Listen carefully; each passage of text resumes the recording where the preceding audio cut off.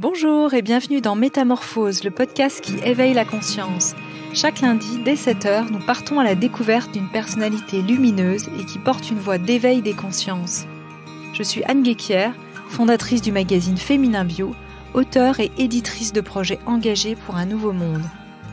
Dans ce podcast, j'explorerai les thèmes qui m'enchantent et me font cheminer depuis plus de 20 ans autour d'une vision holistique de l'harmonie du cœur, du corps et de l'esprit, en espérant que ces thèmes sauront vous inspirer vous aussi. Retrouvez toute l'actu de Métamorphose sur fémininbio.com et des surprises à gagner sur mon Instagram Métamorphose Podcast.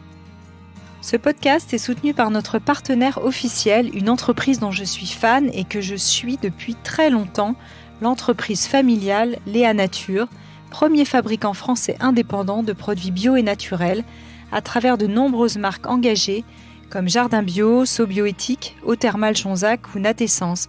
Merci infiniment à eux.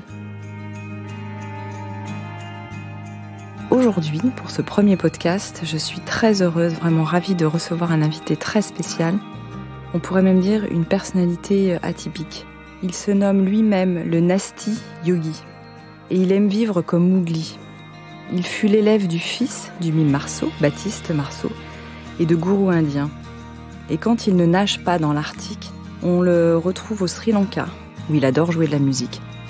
On le retrouve aussi à Paris, où il enseigne le yoga dans différents studios. Il ne veut pas, comme il dit, devenir un acrobate du cirque, mais se définit plutôt comme un pirate du cœur. Un homme libre et rock'n'roll, le buste fier et la tête humble. Aujourd'hui, j'ai la joie d'accueillir le yogi inspiré, Mika de Brito. Bonjour Mika. Bonjour Anne. Alors, est-ce que tu te reconnais dans ce portrait qui est forcément réducteur ? Oui, bien sûr. Oui, de toute façon, c'est une bonne présentation. Merci. Je t'en prie. Alors, comment est-ce que tu es arrivé au yoga ? Est-ce que tu peux nous refaire, pour ceux qui nous écoutent, un petit résumé en fait de ton parcours ? Alors, très simplement, j'étais arrivé à Paris pour venir m'y installer vers 19 ans. Et puis là, alors que j'étais plutôt ici pour faire de la musique ou être dans le milieu entouré par des artistes, je rencontre Baptiste Marceau, qui, lui, m'invite à venir découvrir le yoga, à me donner un cours. Et c'est comme ça, en fait, que j'ai commencé par une rencontre, en réalité. Et puis, j'étais dans une situation un peu... Je dormais à droite, à gauche. J'avais 19 ans, c'est la vie de bohème. Et en fait, je me suis retrouvé à vivre un petit peu chez Baptiste et son père, Marcel Marceau. Donc, c'était une aventure de bon augure, on peut dire. Oui, c'est assez étonnant. Ouais. Le matin, je me retrouvais à faire le yoga avec Baptiste, qui en fait pratiquait, et moi je pratiquais avec lui, donc j'apprenais par mimétisme. Et le soir, quand Marcel était là, je jouais aux échecs avec lui. Du coup, c'était une bonne aventure. Ouais. Et ensuite, comment est-ce que tu t'es formé en fait simplement auprès de lui ou tu t'es formé auprès d'autres personnes ? Alors après, avec le terme de former, aujourd'hui, on pense à des formations de 200 heures avec un programme défini. Et là, c'était pas du tout ça. C'est vraiment une rencontre. Et c'est pour ça que je dis aujourd'hui qu'on ne connaît si bien les gens qu'en marchant avec eux. Et là, plus qu'une formation en réalité, je marchais avec Baptiste, tout comme quelques années plus tard, je marchais avec Haroun, qui lui est arrivé d'Inde, enfin plus précisément des États-Unis, mais il avait une 60aine d'années, et il cherchait un élève, et moi un professeur. Et puis du coup, avec lui, j'ai plus connecté avec Haroun, donc après Baptiste, j'ai plus connecté là avec le monde de l'Inde, des grottes, de l'Himalaya, des swamis, quelque chose de plus traditionnel et séculaire. Tu as vécu longtemps en Inde ? En Inde, alors je faisais des allers-retours énormément pendant 3 ans, entre 25 et 27 ans. Là, beaucoup, ouais. Et ensuite, tu es rentré en France où tu t'es installé, je dirais... Alors en fait, Paris a toujours été ma base. C'est-à-dire, d'ailleurs même là, je rentre du Sri Lanka et souvent j'entends t'es pas un peu triste de rentrer ou t'as tellement de la chance d'aller. Et pour moi, ça a toujours été une chance d'être à Paris. Parce que je dis toujours, Paris m'a offert le yoga, Paris m'a offert le monde, Paris m'a offert 1 milliard de belles histoires. Paris m'a vraiment tout offert, même l'Amazonie et le chamanisme amazonien. Alors aujourd'hui, tu es perçu et parfois tu te définis aussi comme un yogi un peu qui dérange, décalé. Tu aimes penser, en fait, ce qu'on sent, c'est vraiment que tu aimes penser en dehors du cadre. Et quand je dis dans la présentation, tu dis I'm nasty, qui est vraiment une façon détournée du namasté, en fait. Hein. Complètement. Et on sent que tu navigues vraiment entre une forme à la fois de grande spiritualité et aussi, on peut dire, d'un milieu de jet-set ou de personnalité ou même d'argent, en fait. Comment tu réconcilies, en fait, tout ça? Alors après, ce qu'il y a de génial avec le génie et la bêtise, c'est qu'on ne sait jamais sur qui ça va tomber et dans quel milieu. Donc du coup, je fais aucune ségrégation entre les milieux. Et pour moi, le voyage, si je me considère comme quelque chose, ce sera comme un voyageur, je pense, depuis toujours. Et comme je viens d'un milieu où on n'avait pas du tout d'argent, pour moi, le premier voyage, ça a été de rencontrer mon voisin. Puis ça a été d'aller dans le village à côté. Puis ainsi de suite. Et je me suis aperçu que qu'en fait, être voyageur, c'était vraiment une façon d'être. Plus que d'aller à l'autre bout du monde, puisque, par définition, on est déjà à l'autre bout du monde, vu que la Terre est ronde. Donc on est forcément à l'autre bout du monde, mais on le sait pas. Donc on a toujours ce fantasme de l'ailleurs, et ça, je ne l'ai jamais eu. Du coup, je pense que ça donne ça aide à avoir une grande profondeur. Ensuite, I'm Nasty, c'est venu au fur et à mesure, parce que je me suis rendu compte, je viens d'un univers où au début, le yoga, je ne l'ai jamais fait pour le bien-être. Aujourd'hui, on parle beaucoup de bien-être. Et pendant un moment donné, je me suis senti un peu comme dans une zone de perturbation, comme quand on est dans un avion. Et je me reconnaissais plus. Le yoga que j'avais connu et mes aspirations qui m'ont amené à faire du yoga, tout à coup, les nouvelles personnes qui sont arrivées dedans, il y a 5, 10 ans. Oui, parce que toi, ça fait 20 ans que tu fais du yoga. 22 ans. 22 ans. Et du coup, je me suis pas reconnu parce que tous les gens qui arrivaient là venaient avec un nouveau champ lexical. Et moi, je me disais, c'est étrange parce que si moi, je me suis mis dans le yoga et ce qui m'a plu, j'avais l'impression d'être un aventurier, d'être un explorateur, qu'on me mettait un casque d'astronaute sur la tête et que j'allais partir pour découvrir ma conscience, découvrir cette spiritualité qui est, dans ma définition en tout cas, une relation avec les autres, moi-même et le monde qui nous entoure. Donc c'est vraiment en termes d'exploration. Puis tout à coup, quelques années plus tard, avec le tsunami d'intérêt pour le yoga, je me suis retrouvé avec un champ lexical qui était plus de soigner, healing, ce que je comprends tout à fait. Mais ce qui n'était pas du tout ma première... Et je me suis dit, où sont les explorateurs? Où sont les gens qui n'ont pas peur d'affronter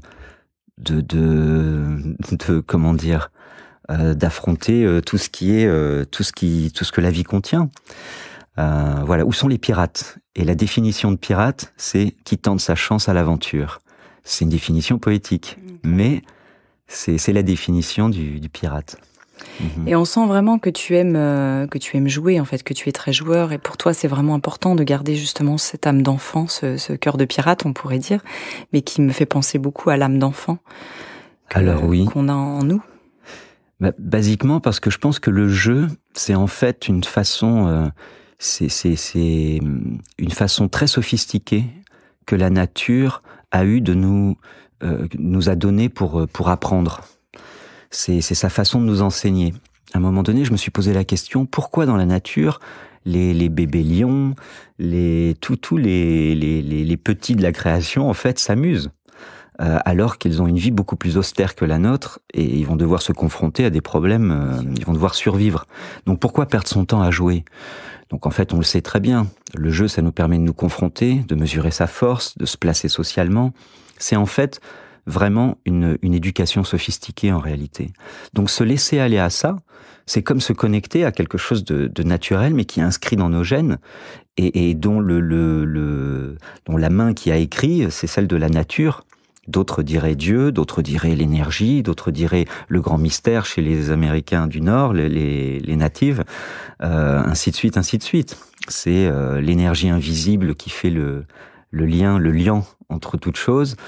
C'est se connecter à ça et pouvoir s'amuser. Et au bout d'un moment, c'est intéressant, je pense que aujourd'hui le jeu est associé uniquement à l'enfance, alors qu'en réalité, on ne devrait pas être de grands enfants, mais on devrait juste être ce que l'on est, c'est-à-dire continuer de s'amuser comme un adulte qui devrait continuer de s'amuser comme on a été dessiné. Alors tu as toujours justement été comme ça, ou c'est quelque chose que tu as dû travailler justement à travers ta pratique et qui finalement s'est développé et que tu as pu lâcher, ou tu as le sentiment que tu es comme ça, tu as gardé toujours cette âme d'enfant sans avoir besoin finalement de lâcher des choses? Alors je pense avoir toujours été comme ça. Mes moments de doute ont été quand, en grandissant, on rencontre le monde adulte. Et à force de répétition et d'entendre comme un mantra, « Ah, mais toi, tu es un rêveur. Ah, mais tu es encore un enfant, mais tu vas grandir et tu vas bien voir que la vie, c'est pas ceci ou cela. » Donc on doute. Quand on a 17, 18 ans, on se dit, tiens... Et puis finalement, j'ai développé une façon d'être têtu à ma façon. Et j'ai fait non. Ma première chose, ça a été de me dire, jamais j'aurai de patron, par exemple. Donc du coup, je préférais ne pas travailler, ne pas avoir d'argent et être heureux comme tout. J'aurais pu être peut-être heureux avec un patron, mais je veux dire, en tout cas là, j'avais dessiné le fait que je dessinais ma vie au fur et à mesure. Et en me confrontant quelquefois à un barrage qui me disait, mais réveille-toi, tu vas pas pouvoir vivre ta vie comme ça. Et aujourd'hui, ce qui est drôle, c'est que tous les gens qui ont envie de changer de vie, ben, comment dire, ils viennent vers ce modèle quelque part. Ils se disent, mais comment tu as fait, toi? Ben justement, j'ai pas eu de plan de carrière, mais j'ai décidé une chose. Je serai libre et j'ai dessiné ma vie, quoi, comme ça. Oui. Alors justement, les gens viennent à tes cours parce que c'est ça qu'ils retrouvent, une forme de profondeur, de spontanéité, d'authenticité, puis de joie aussi à travers le jeu. En dehors d'un yoga peut-être plus gymnastique, on va dire. Alors, c'est peut-être un peu caricatural de dire ça. Alors après, en allant... Alors quelquefois, certains le prennent comme une provocation, mais je dirais, pour moi, ce qu'on fait sur le tapis, c'est une gymnastique, qu'on le veuille ou non. Qu'on se considère comme quelqu'un de très spirituel ou pas, c'est de la gymnastique. Mais c'est une gymnastique magnifique. Les premiers, quand Alexandre le Grand a ramené les premiers yogis en Grèce, on les appelait les gymnosophes, les sages nus, ce qui a fortement influencé Diogène. Après, je rajouterais à cela que la profondeur, tout le monde a une profondeur et tout le monde est superficiel. On a tous un visage et on a tous des viscères. Des masques et des choses derrière. Et une âme, une conscience qui se balade là-dedans quelque part, on sait même pas trop où. Donc ça, de toute façon, c'est pour tout le monde. Après, je pense que la profondeur, elle est plus dans l'humanité. C'est-à-dire, voilà, comme on le disait tout à l'heure, tu me posais la question, voilà, je côtoie des milieux qui peuvent être jet set ou ceci, cela. Alors je tiens quand même à dire que pour les gens qui me connaissent, je sors jamais. Je suis toujours chez moi quand je suis à Paris.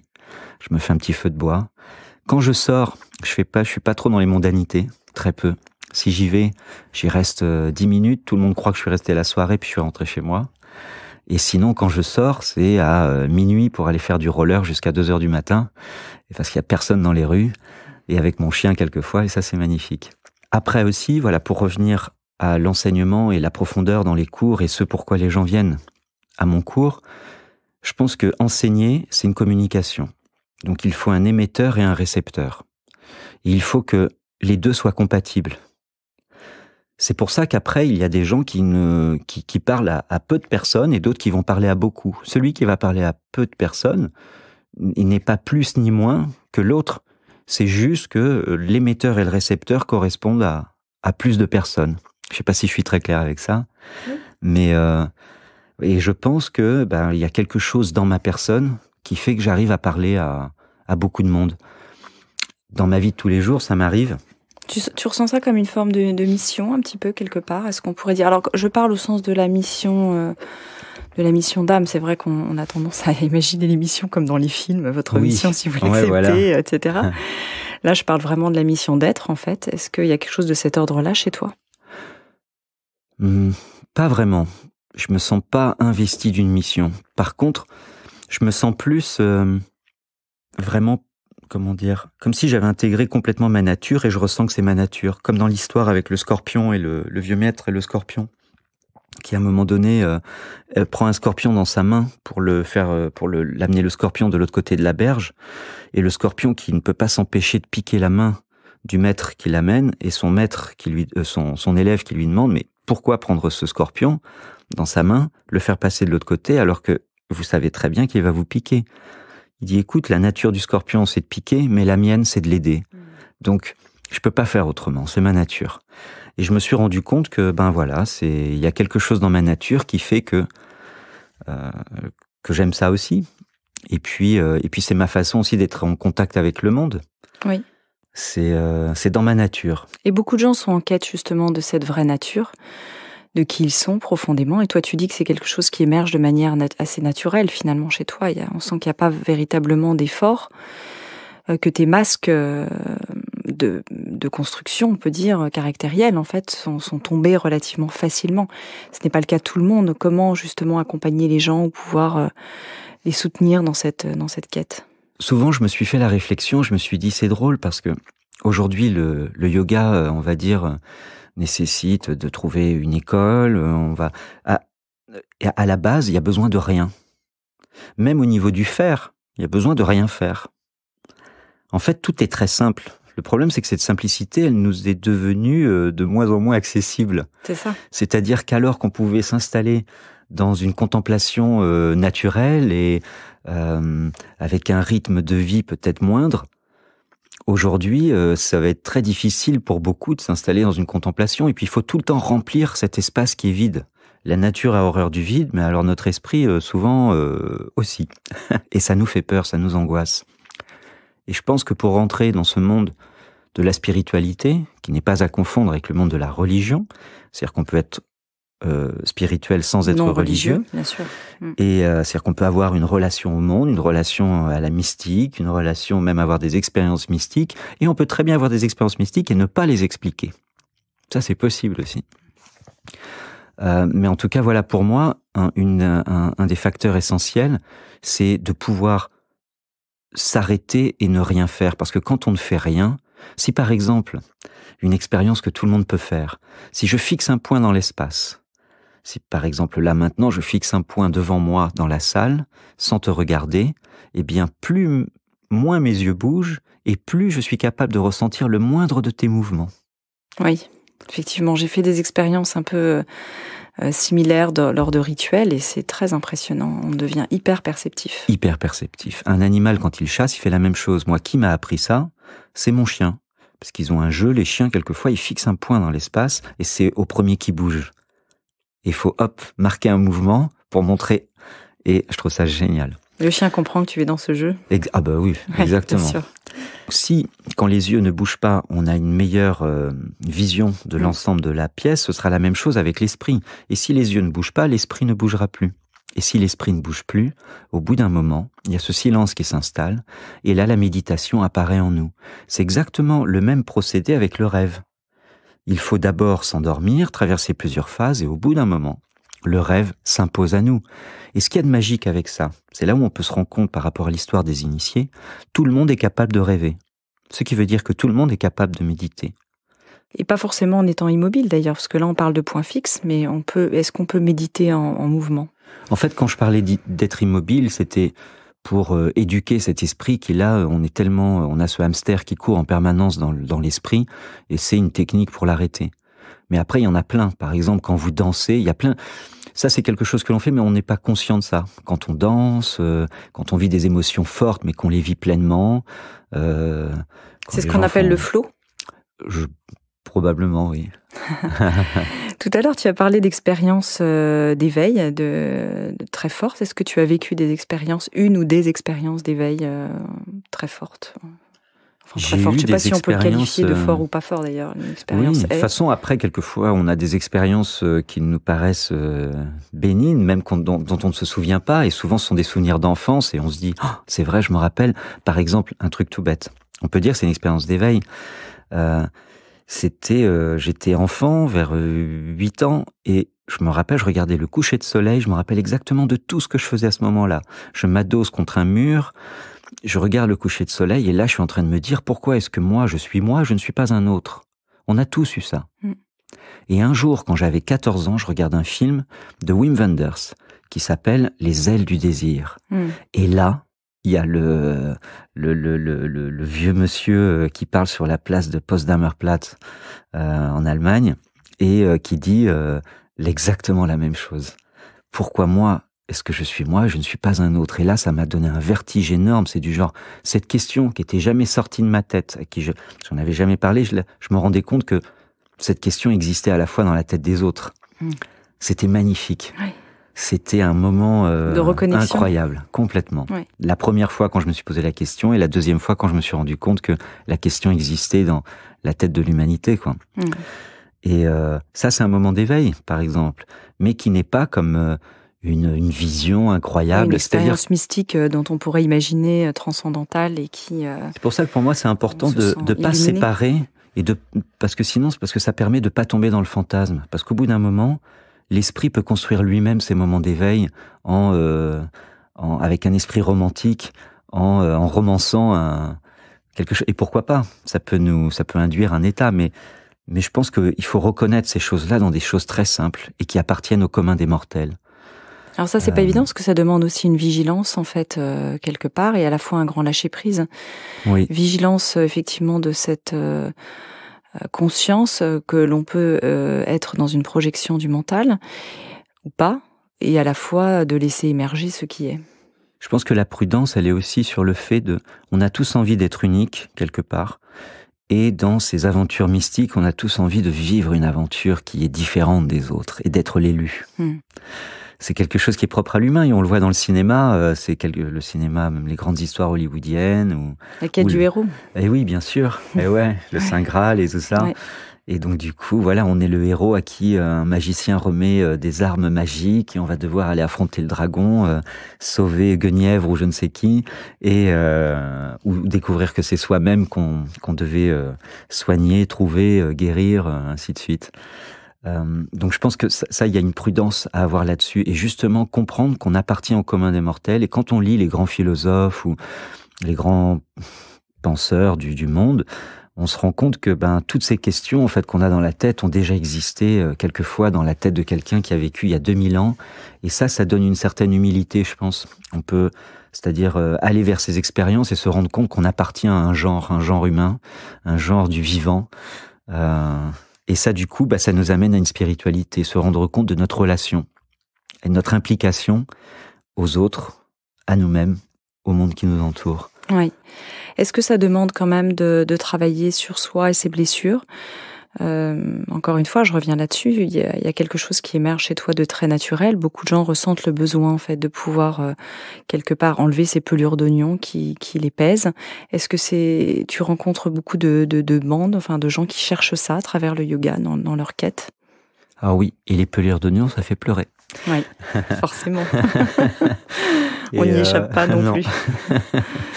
Alors oui, et c'est ça qui est difficile parce que, alors effectivement, en fait, moi j'ai l'impression d'avoir fait un chemin inverse, c'est-à-dire que je viens de cet univers-là et qu'aujourd'hui j'ai dû apprendre à codifier tout ce que je vivais de l'intérieur pour pouvoir le transmettre quelquefois à d'autres, ce qui n'est pas évident parce que j'ai envie de dire, non, il n'y a rien à faire. Oui, mais toi tu cherches à t'adapter, alors que la plupart des gens cherchent à se désadapter, c'est ça? Exactement, oui. Voilà. Donc, du coup, parce que tu n'as pas été formaté, probablement, d'une certaine manière. Ouais, du tout. Et ça, je sais que c'est une chance aujourd'hui. Je me suis rendu compte que ça donnait une force. Par exemple, tu disais tout à l'heure, c'est ce que je dis souvent dans mes cours, quand on s'assoit, je fais prendre aux gens une attitude et à chaque fois, je dis, voilà, le buste est fier, la tête est humble. Ne mettez jamais une tête trop fière sur un buste déjà fier, c'est pas la peine. Et en même temps, ne laissez personne casser ce buste fier. C'est normal qu'on tienne debout. Et voilà, et ça nous donne une attitude entre les deux. Je viens de cet univers, c'est-à-dire, pour moi, c'est assez naturel à la base. Je m'en rends compte. Oui. Ce qui a été difficile pendant un moment, c'était de trouver les mots, les endroits où s'appuyer pour que les gens comprennent ceci. Mais ce que j'ai trouvé de plus difficile, c'est qu'en fait, ça me fait penser au Sri Lanka, il y a une tribu qui s'appelle les Védas, comme le livre. Ah oui. Les Védas. Et ça les Védas... Pas. Comment? Non, ça s'invente pas. Ils sont assez impressionnants. Ils existent toujours aujourd'hui. Ce sont des chasseurs-cueilleurs. Ils vivent, c'est un peu comme dans un monde animiste, avec le chamanisme. Ils vivent vraiment dans la nature. Et la vie au Sri Lanka le permet aujourd'hui. Le chef de cette tribu a été invité par un congrès de questionnement sur le développement durable, sur le changement de vie, sur ceci, sur cela. Donc, mais on le fait avec nos codes à nous. des conférences, et tout le monde arrive avec ses codes. Et là, il demande au chef, donc devant tout le monde, quelles sont vos solutions pour nos problèmes aujourd'hui? Quelles sont les solutions pour vivre en paix avec la nature et tout ça? Et lui, il dit, mais vous me demandez à moi qui suis issu d'une tradition qui n'a pas changé depuis longtemps. Et vous venez avec des problèmes de la vie moderne. Ils disent, nous n'avons pas cette vie moderne. Et vous me demandez à moi des solutions pour votre vie à vous. Je dis, ça peut pas fonctionner. Et là, il a tout à fait raison. Moi, je viens d'un monde qu'aujourd'hui, par exemple, on disait Nasti Yogi, ceci, cela. C'est né pourquoi? Parce que je venais avec toute franchise et en même temps en disant aux gens, mais tu n'as pas besoin d'acheter un tapis de yoga, t'as pas besoin d'acheter de vêtements de yoga, t'as même pas besoin de t'inscrire dans une salle de yoga. Tout ça, pour moi, n'existait pas à la base. Il y avait même pas d'économie autour. Sauf peut-être aux États-Unis, ça commençait. Et je me disais, au bout du compte, c'est simple en fait. Quand on dit ne rien faire, ça veut dire ne rien faire. Concentrer son esprit sur un point, c'est concentrer. Il y a pas à aller chercher loin. Donc tout est simple et gratuit en réalité. Mais je me suis rendu compte que, voyant les gens arriver du monde de la consommation, comme moi j'avais pas une thune gamin, j'étais pas du tout. Du coup, j'ai pas développé la culture de m'asseoir en terrasse, c'est-à-dire que je me payais pas. Mais c'était même pas une question qui existait dans ma tête. Je vivais dans un monde qui était parallèle. Mais je me suis rendu compte que de l'autre côté, ce monde-là est venu vers ces valeurs que des hippies, New Age et d'autres ont transporté et amené jusqu'à notre société de consommation. Le problème, c'est que les gens qui viennent de l'autre côté sont arrivés en disant, nous, enfin, sans forcément en avoir conscience, comment est-ce qu'on peut faire pour avoir cet état d'esprit, mais en même temps sans trop quitter cet univers où on est inscrit dans un monde de consommation totale, et c'est ce qui fait notre lien entre les uns et les autres, la façon dont on consomme. Donc il va falloir transposer les valeurs d'une spiritualité qui vient d'un monde traditionnel ou inscrit dans un monde naturel à un monde où on est en lien les uns avec les autres à travers la consommation. Oui. Ça, c'est un énorme challenge. Mais en même temps, c'est tout à fait possible. Oui, tout à fait. C'est pour ça que d'un coup, le lien, la spiritualité, on se rend compte que c'est pas dans un fantasme, le mettre en haut. Non, c'est vraiment dans ce lien que l'on a les uns avec les autres, et avec la terre, et avec soi-même. C'est vraiment pour moi la chose à comprendre. C'est pour ça que ça dépasse la jet set, le pauvre, le roi, le mendiant, le détraqué. Non, c'est tout le monde. C'est tout ensemble, en même temps.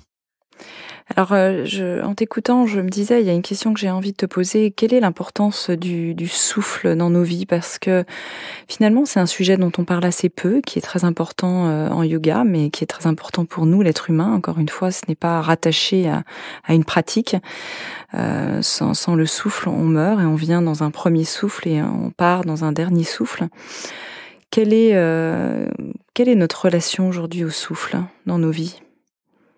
Alors je sais pas quelle est la relation de tout le monde avec le souffle, et effectivement, comme tu l'as bien rappelé, la seule chose que l'on a avec nous du début jusqu'à la fin, c'est ce souffle. Il y a le premier souffle, il y a le dernier souffle.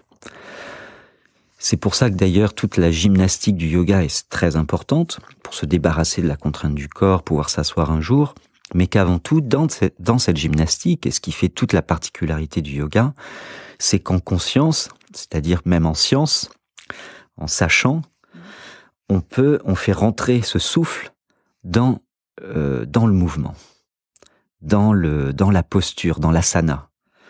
Et ça fait toute la différence. Après, en côtoyant, par exemple, je me souviens de Marcel Marceau, quand on était assis au premier, même au troisième rang, on pouvait être, par définition, il était dans le silence en permanence, mais les gens qui étaient sur les premiers rangs pouvaient l'entendre respirer. C'était incroyable. Chaque geste était appuyé d'une respiration. Si on est à côté d'un maître d'art martial, on verra que le geste aussi, et que la précision du geste va avec le souffle. Quand on entend les tennismen ou tenniswomen en train de frapper la balle, on voit bien que le souffle là a toute son importance. Qu'il le veuille ou non, il y a un cri qui sort, il y a quelque chose. Donc c'est intrinsèquement lié. C'est d'une importance forcément capitale. Ouais. On arrive vers la fin de cet enregistrement et du podcast. J'ai une question. Aujourd'hui, est-ce qu'il y a vraiment une question existentielle que tu te poses? Quelle est ta quête au fond? Peut-être tu n'as pas de quête, mais voilà, qu'est-ce qui te taraude? Ce qui me taraude, c'est une bonne question. Il n'y a pas grand monde qui m'a posé cette question. Même personne, je crois, d'ailleurs. En fait, c'est marrant parce que pour moi, en fait, l'aventure de traverser les milieux, tous les milieux sociaux, les villages, les villes, les pays, c'est comme si j'avais une question depuis le début qui se dessine au fur et à mesure, c'est mais qu'est-ce qu'il y a derrière? Qu'est-ce qu'il y a derrière? Et qui tient les ficelles?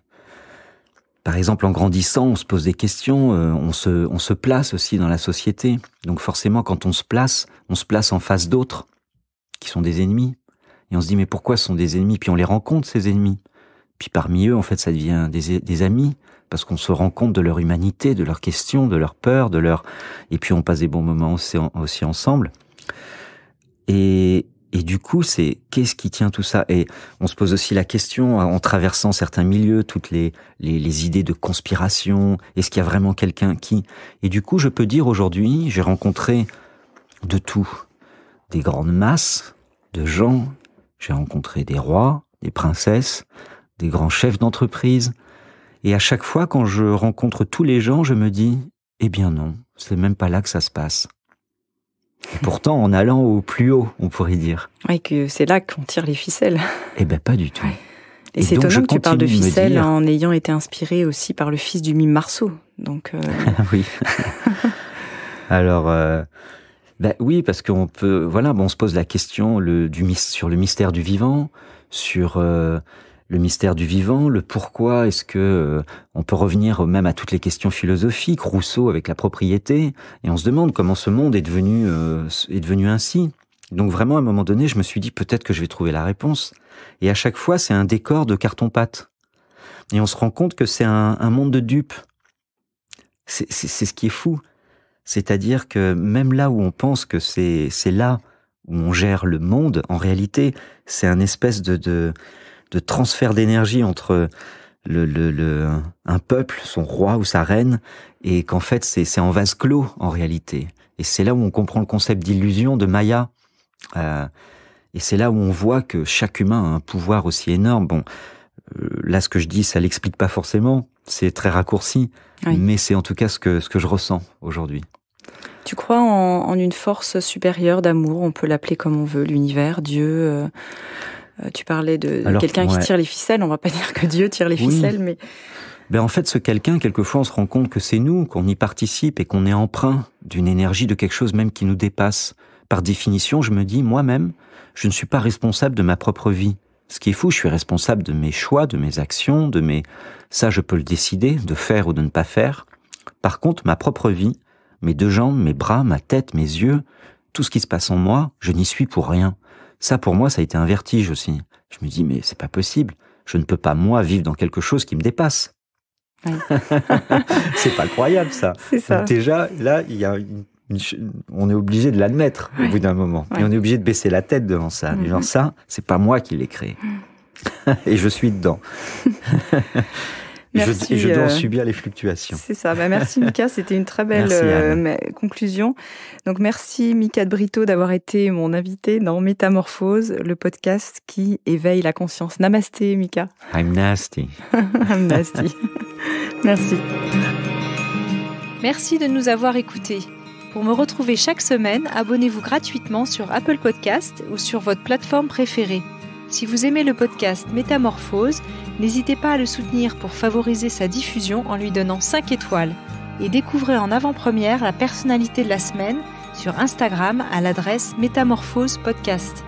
Merci encore infiniment à notre cher partenaire officiel Léa Nature, engagé de nature et premier fabricant français indépendant de produits bio et naturels dont ces marques bio reversent 1% de leur chiffre d'affaires pour la planète.